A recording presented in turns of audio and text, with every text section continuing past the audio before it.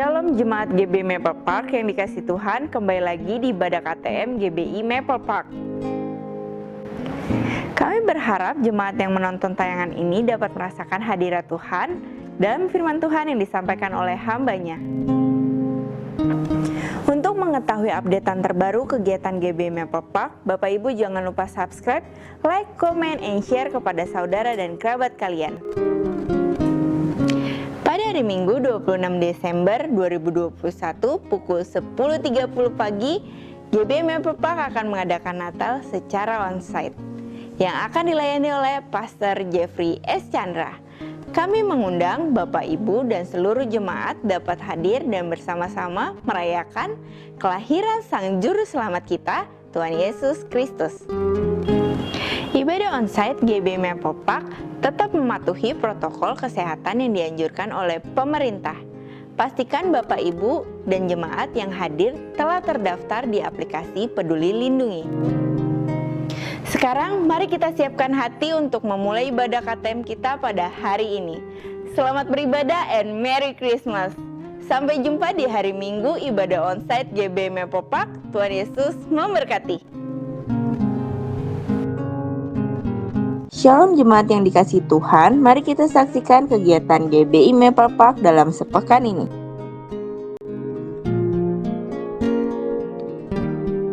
Untuk jemaat yang ingin didoakan secara khusus, dapat menghubungi di nomor berikut ini. Untuk kegiatan GB Maple Park, Bapak Ibu dapat melihat sosial media kami di slide berikut ini.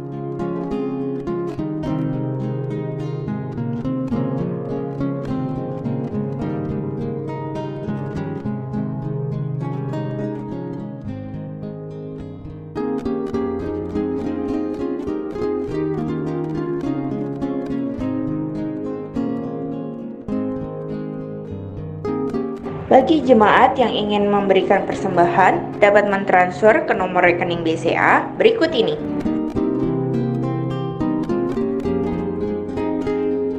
Demikianlah info news GB Maple Park sepekan ini. Mari kita siapkan hati untuk memulai ibadah KTM pada hari ini. Tuhan Yesus memberkati.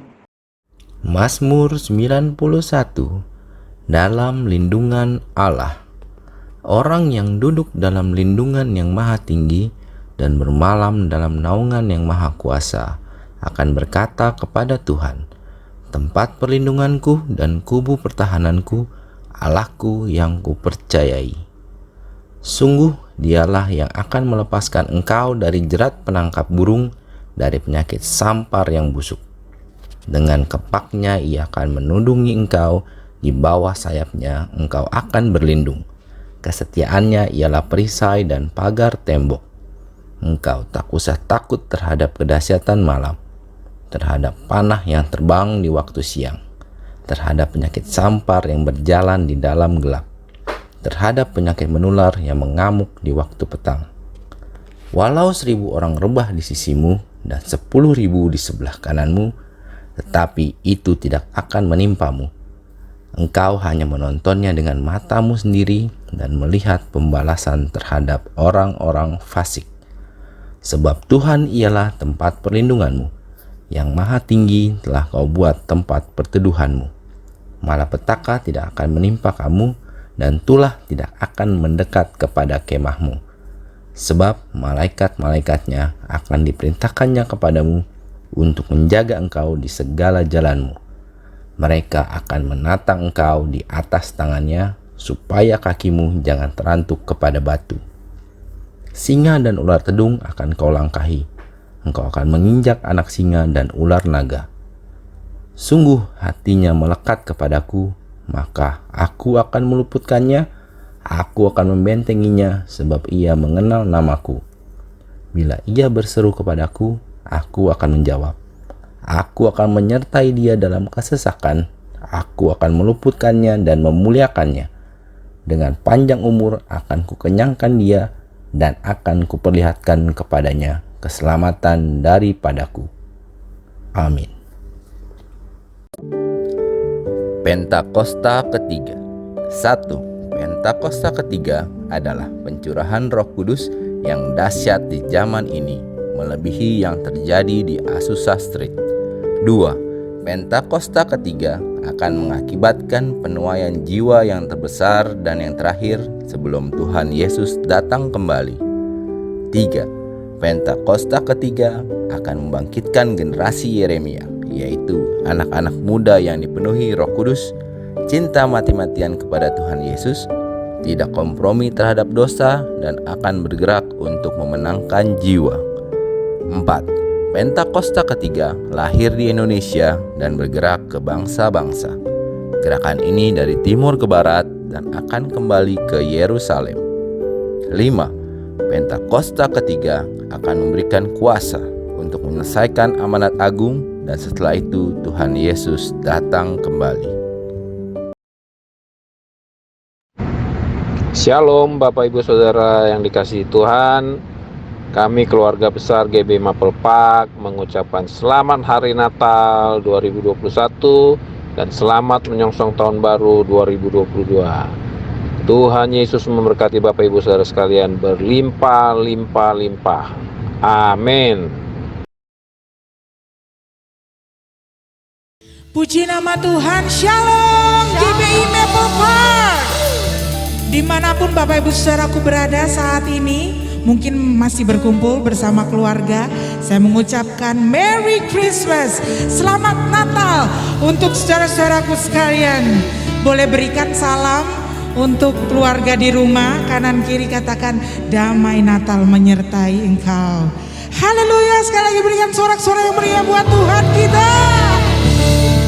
Mari kita bersuka cita bersama menyambut Yesus lahir di dunia ini, menyelamatkan setiap kita.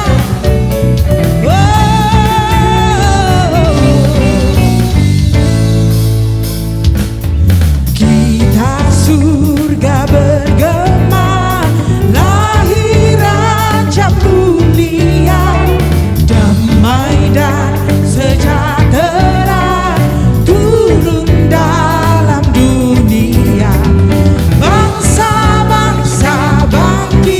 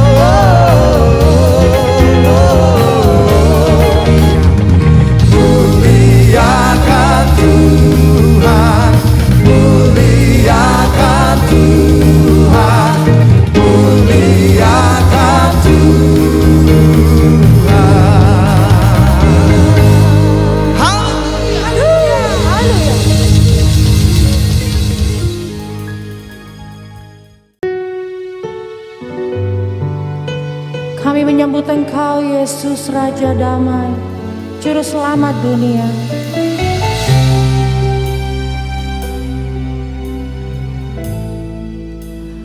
Oh Yesusku, Engkaulah Raja Damai. Kau turun ke dunia, selamatkan manusia.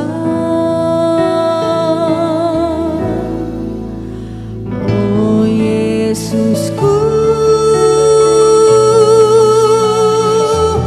Kau Tuhan penuh kasih. Kau berikan hidupmu untuk tebus dosaku. Kaulah Allah yang ku puji.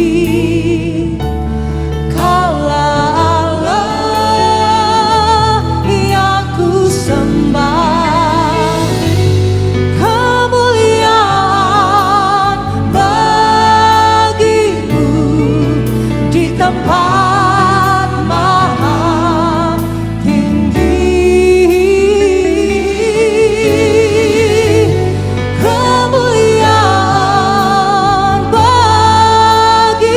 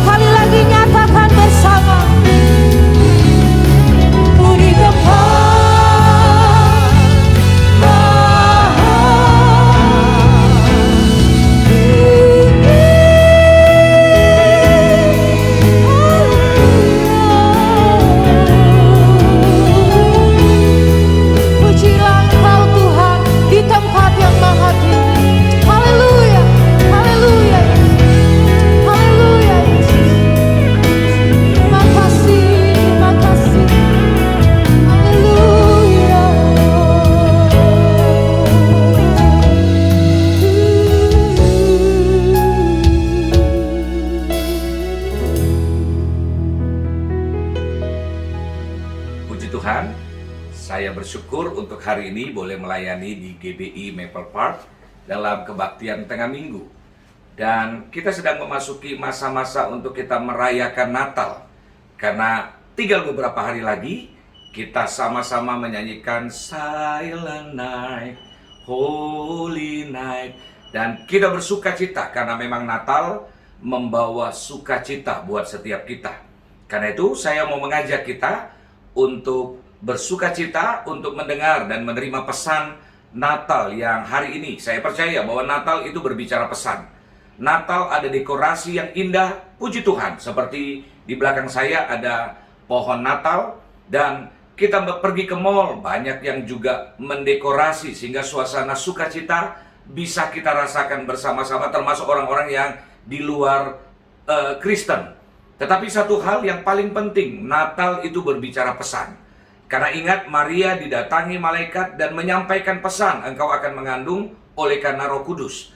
Kemudian ada lagi, waktu Yusuf ragu sehingga dia hendak memisahkan diri atau menceraikan Maria secara diam-diam, malaikat pun menyampaikan pesan kepadanya. Kemudian kita ingat, para gembala sedang berdiam menjaga para gembalaannya, para dombanya.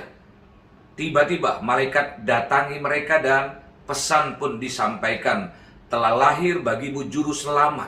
Dan kita ingat lagi, ada kelompok orang Majus yang menerima pesan lewat bintang di langit. Jadi Tuhan bisa berbicara dengan cara apapun karena dia Tuhan. Dan kita pun 2000-an tahun kemudian merayakan Natal sama halnya. Kita akan menerima pesan. Sehingga selebrasi, kemudian sukacita, perayaan-perayaan dilakukan, tidak apa-apa. Karena memang Natal membawa sukacita. Tapi yang paling penting, pesan Natal kita dapatkan di dalam Natal 2021 ini. Karena itu, saya mengajak kita untuk membuka Alkitab dari Matius 2 ayat 1 sampai ayat yang ke-12. Tema firman Tuhan di hari ini yaitu keajaiban Natal. Nah, saya bacakan. Sesudah Yesus dilahirkan di Bethlehem di tanah Yudea pada zaman Raja Herodes, datanglah orang-orang Majus dari timur ke Yerusalem dan bertanya-tanya, di manakah dia, raja orang Yahudi yang baru dilahirkan itu? Kami telah melihat bintangnya di timur dan kami datang untuk menyembah dia. Ketika Raja Herodes mendengar hal itu, terkejutlah ia beserta seluruh Yerusalem. Maka dikumpulkannya semua imam, kepala, dan ahli Taurat bangsa Yahudi, lalu dimintanya keterangan dari mereka di mana Mesias akan dilahirkan.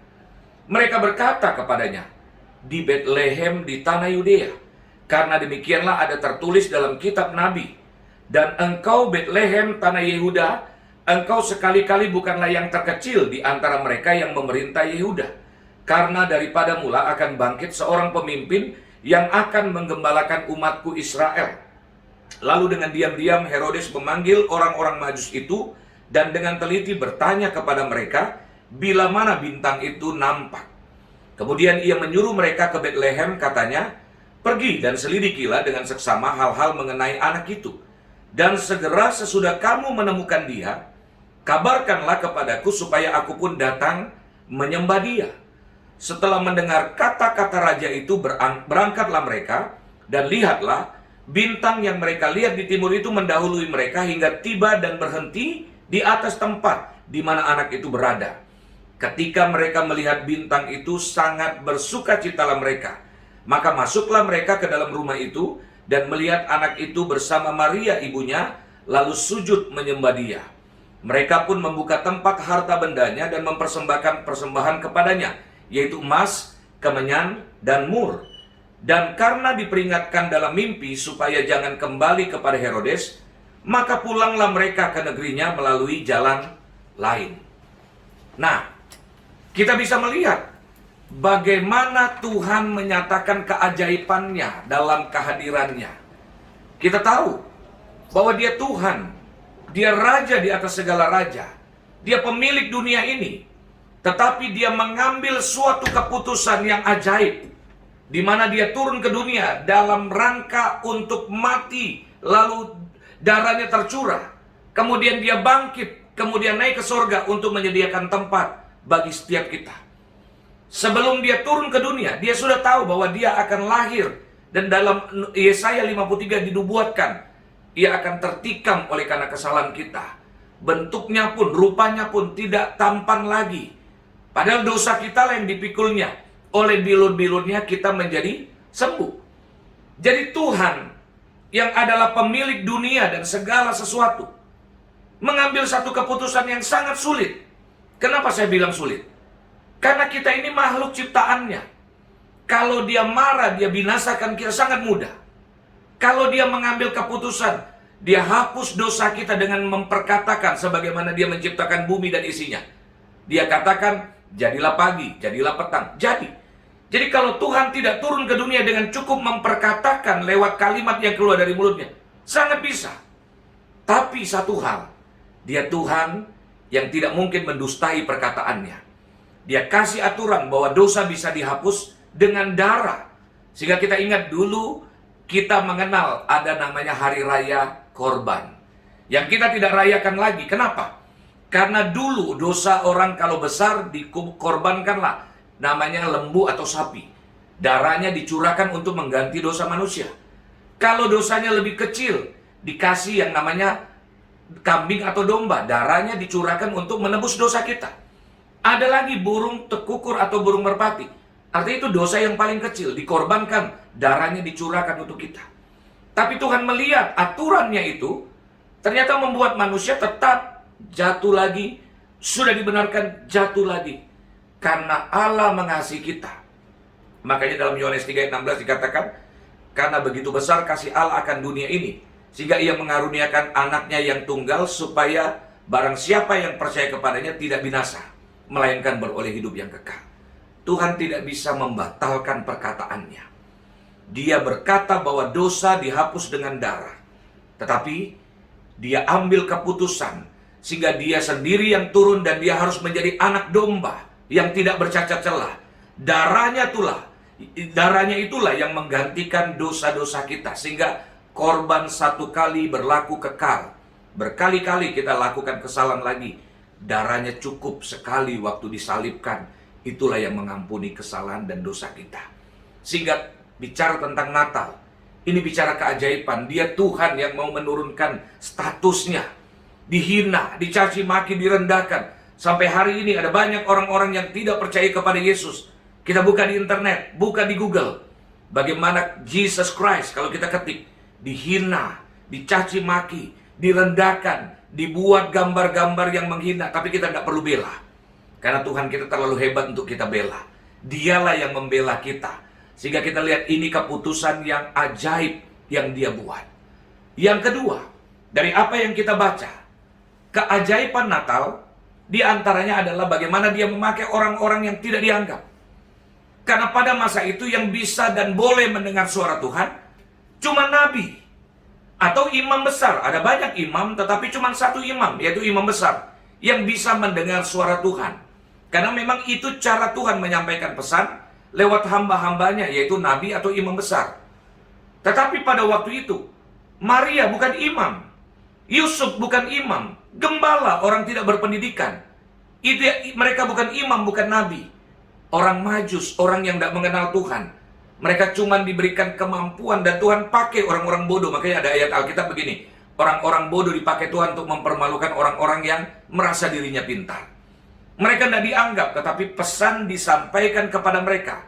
Sementara imam, orang-orang yang menyebut dirinya adalah ahli Taurat, tidak menerima pesan langsung dari Tuhan. Tapi mereka dipilih Tuhan, sehingga Natal mengingatkan kepada kita keajaiban, di mana orang yang biasa, orang yang hina, orang yang tidak dianggap, Tuhan bisa percayakan untuk menerima pesan. Kita tahu silsilah Yesus pun ada banyak orang-orang yang tidak pantas. Silsilah Yesus, ibu-ibu yang ada di atas di wanita. Ada yang namanya Rahab, seorang wanita pelacur. Ada lagi yang namanya Betseba, seorang istri yang berselingkuh dengan Daud. Itu yang dipilih Tuhan. Sehingga Natal mengingatkan kepada setiap kita, sebejat apapun, sekotor apapun, Dia Tuhan yang ajaib, yang menerima kita apa adanya asalkan kita percaya dan mengakui segala dosa kita kepadanya.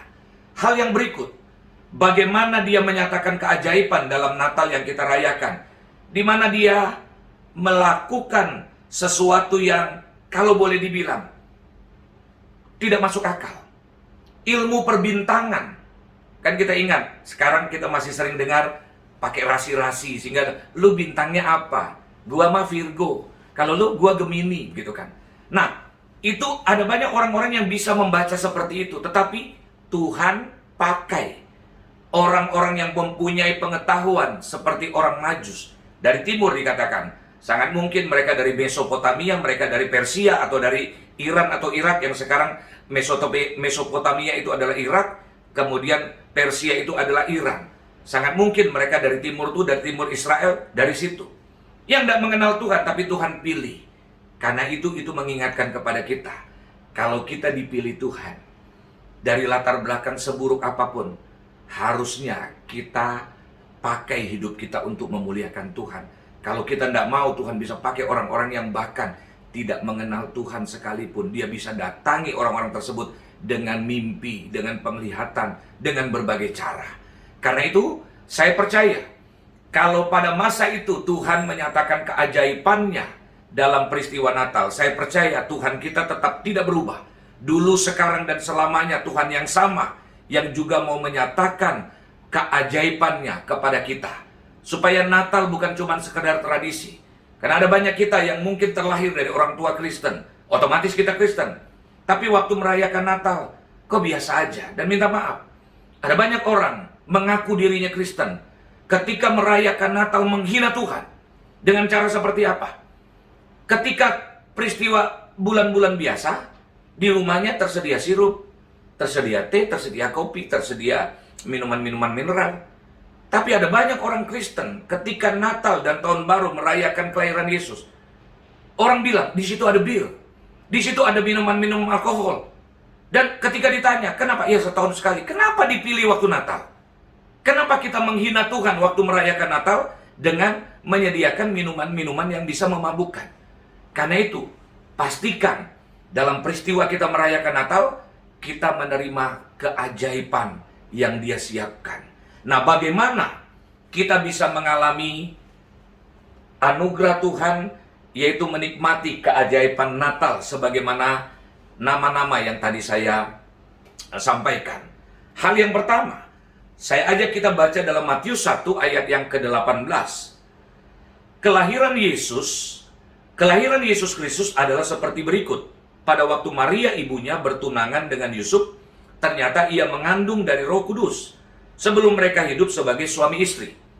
Karena Yusuf suaminya seorang yang tulus hati dan tidak mau mencemarkan nama istrinya di muka umum, ia bermaksud menceraikannya dengan diam-diam. Tetapi ketika ia mempertimbangkan maksud itu, malaikat Tuhan nampak kepadanya dalam mimpi dan berkata, Yusuf, anak Daud, janganlah engkau mengambil Maria, janganlah engkau takut mengambil Maria sebagai istrimu, sebab anak yang di dalam kandungannya adalah dari Roh Kudus. Ia akan melahirkan anak laki-laki dan engkau akan menamakan dia Yesus, karena dialah yang akan menyelamatkan umatnya dari dosa mereka. Kita harus mengerti ini konteks budaya Israel. Karena mungkin waktu Bapak Ibu Saudara-saudara membaca ayat ini bingung. Kok mereka tunangan disebut suami istri? Kok tunangan mau cerain? Ingat, ini Israel. Israel itu ada budaya, sebelum mereka menikah, mereka harus tunangan dulu. Dan tunangan tersebut, kalau orang Batak biasa bilang martupol, ya kan?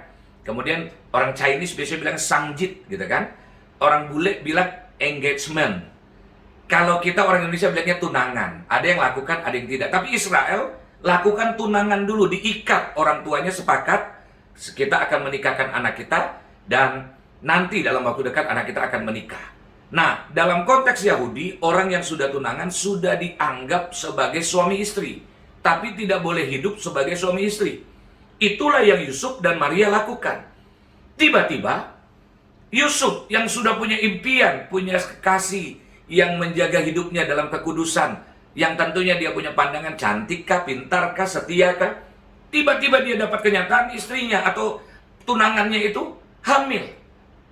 Tentunya ini bukan sesuatu yang gampang. Walaupun mungkin dia tulus hati, Tetapi ketika dia mendengar bahwa kekasih yang akan dia nikahi, yang belum pernah dia tiduri, tiba-tiba hamil, tentu ini menggoncangkan dia. Anggaplah Maria bilang, dan saya yakin Maria pasti kasih tahu, makanya dia tahu. Dia bilang, Yusuf, kalau dia panggil bang, abang, enggak mungkin juga ya. Dia bilang, Yusuf, aku udah hamil. Puji Tuhan loh, aku hamil karena Roh Kudus. No. Saudara pikir segampang itu kah ngomong?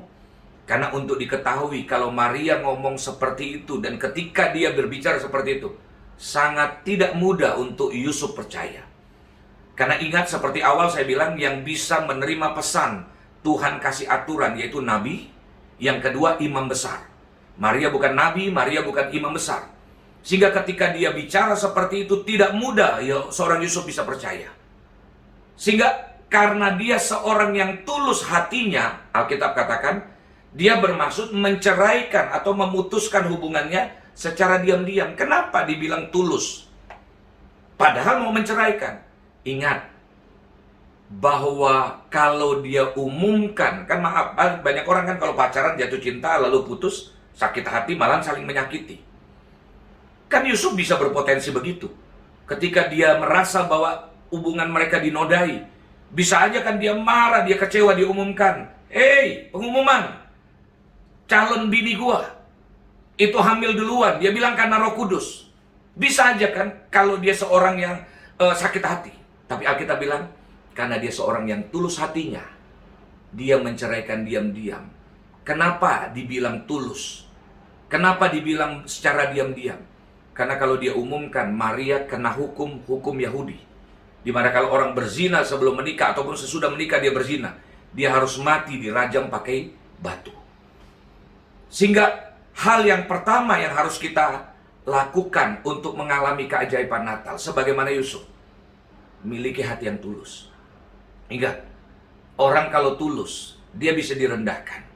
Orang kalau tulus, oke, sepertinya keadaan dia sekarang seperti sekarang, sukar, mengalami tantangan, hidupnya sulit. Tapi orang kalau tulus, Tuhan tidak akan biarkan dia jatuh. Waktu seorang Yusuf hendak jatuh dalam dosa karena hendak menceraikan Maria, Tuhan intervensi, Tuhan datangi lewat malaikatnya dan menyampaikan pesan, jangan ceraikan dia. Karena benar yang Maria kandung itu karena Roh Kudus. Berarti hal yang pertama, miliki hati yang tulus. Seorang Yusuf, walaupun dia dibuang, kemudian menjadi budak, kemudian difitnah masuk ke penjara, orang kalau tulus, walaupun dia narapidana, dengan sekejap besoknya Tuhan angkat menjadi seorang nomor 2 di Mesir. Daud, orang yang tulus, walaupun dikejar-kejar oleh bapak mertuanya, dia berjasa terhadap negara. Tapi Tuhan tetap mengangkat dia.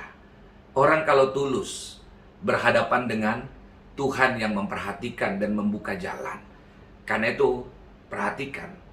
Jaga hati kita, jangan iri hati, jangan suka menjatuhkan orang, jangan suka menyerang orang. Ada teman yang diangkat Tuhan, lalu jelekin, lalu kita mengotorkan nama dia supaya dia jatuh. Ingat, hidup itu tidak perlu bersaing seperti itu. Karena Tuhan udah punya jalannya sendiri. Kalau kita melihat ada orang yang maju, kita bersyukur. Tidak usah jatuhkan dia, tetap aja tulus. Karena Tuhan punya jalan sendiri atas kita. Makanya dia bilang, rancangan yang ada padaku mengenai kamu, rancangan hari depan penuh harapan. Tuhanlah yang akan mengangkat orang yang tulus hati. Yang kedua, bagaimana kita bisa mengalami keajaiban Tuhan? Lukas pasal yang pertama, ayat yang ke-38. Dikatakan demikian, kata Maria, sesungguhnya aku ini adalah hamba Tuhan. Jadilah padaku menurut perkataanmu itu. Lalu malaikat itu meninggalkan dia. Maria waktu menerima pesan dari Tuhan, tentunya kita baca cuma singkat, tapi kalau Bapak Ibu Saudara membaca secara lengkap, kita tahu pasti dia bergumul.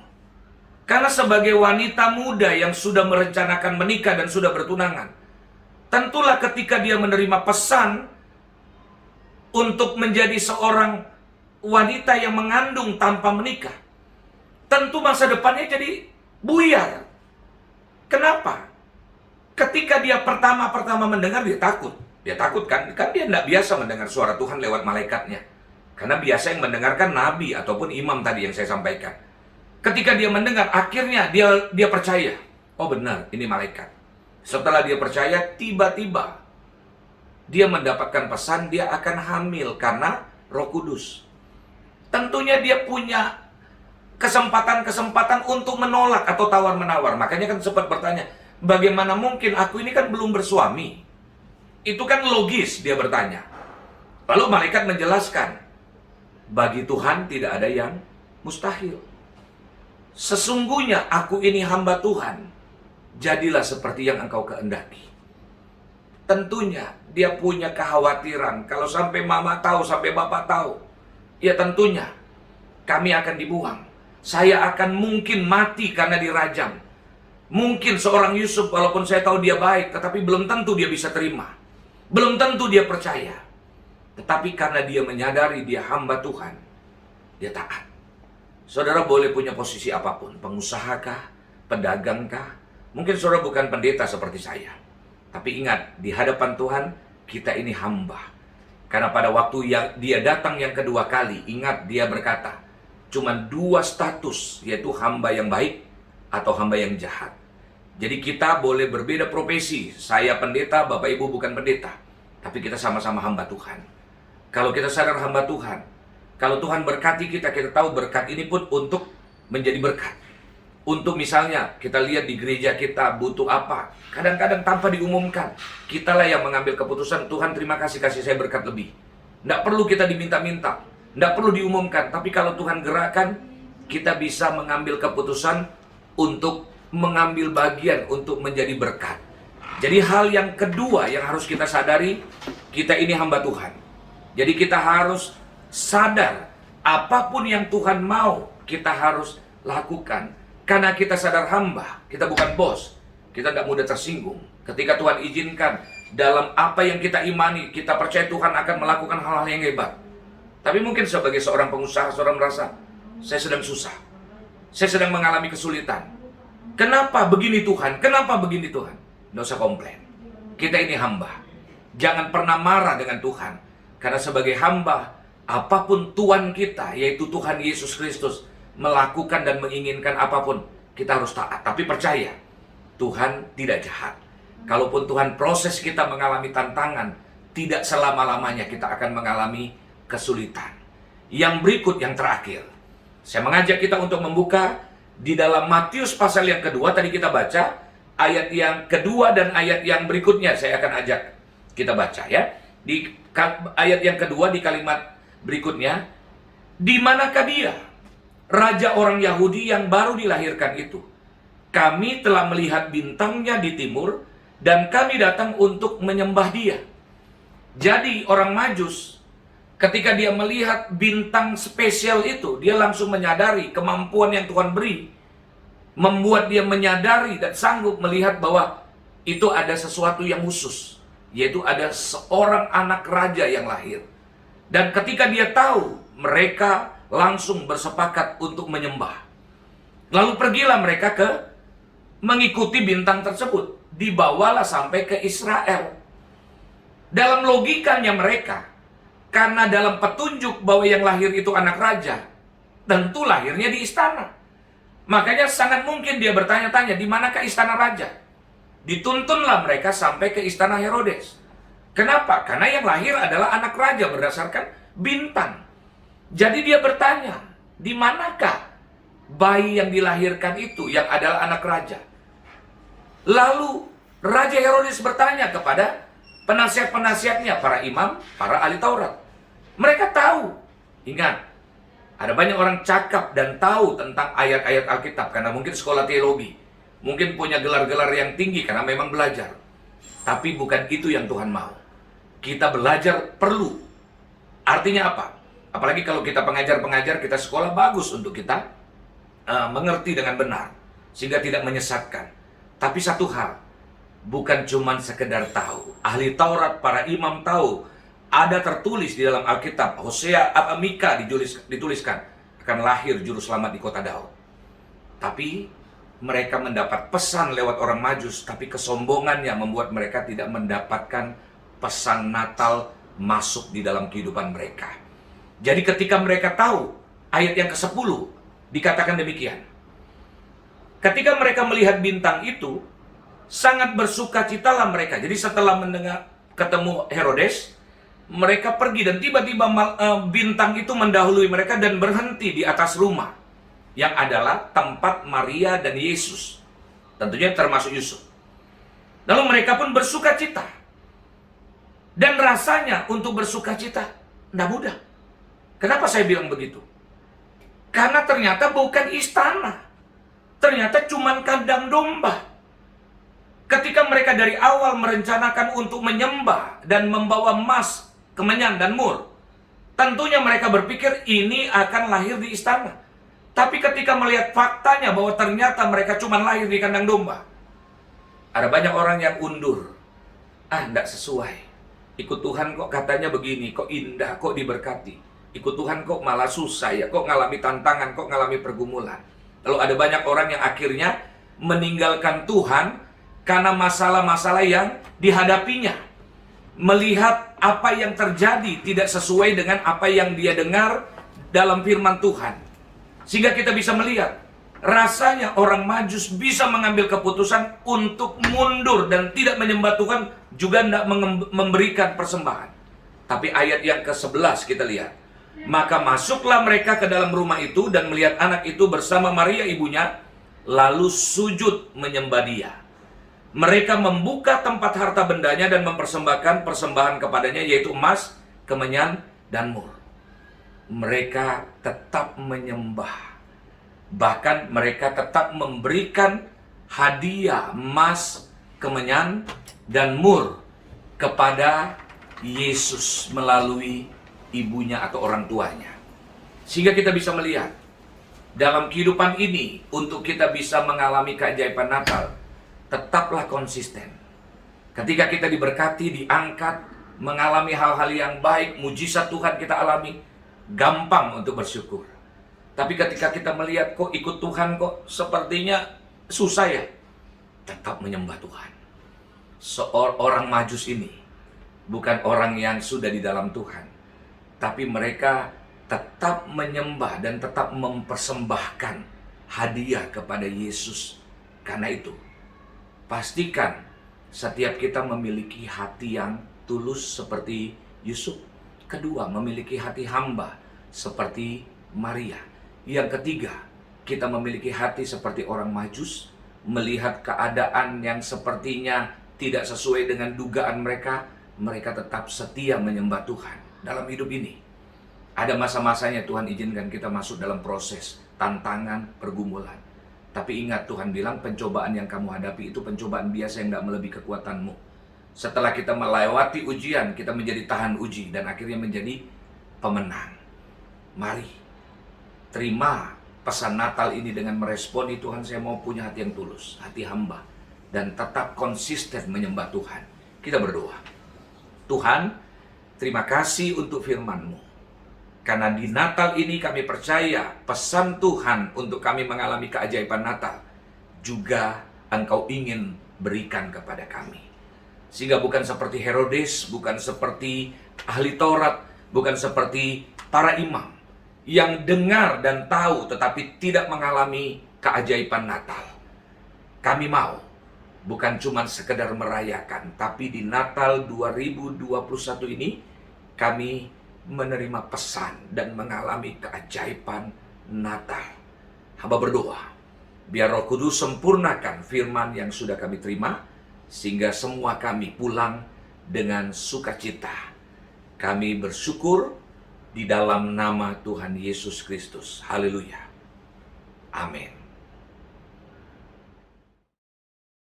Gembala GBI Maple Park dan seluruh pengerja mengucapkan terima kasih atas pelayanan hambanya pada ibadah KTM hari ini. Kiranya Tuhan Yesus memberkati. Shalom, Bapak Ibu Jemaat GBI Maple Park yang kasih Tuhan. Terima kasih untuk hambanya yang sudah membagikan isi hati Tuhan pada malam hari ini. Mari Bapak Ibu Saudara, kita siapkan hati kita untuk menerima berkat Tuhan pada malam hari ini. Kiranya berkat yang berlimpah-limpah, damai sejahtera, sukacita, kebahagiaan, kesehatan, bahkan perlindungan yang sempurna dari Allah Bapa di surga, di dalam Anaknya yang tunggal Tuhan Yesus Kristus, dan di dalam persekutuan yang manis senantiasa bersama Allah Roh Kudus menyertai Bapak Ibu sekalian, mulai hari ini bahkan sampai Maranatha, sampai kedatangan Tuhan Yesus yang kedua kali menyebut kita di awan-awan yang permai. Mari kita yang percaya dan diberkati Tuhan bersama-sama katakan, amin. Tuhan Yesus memberkati Bapak Ibu.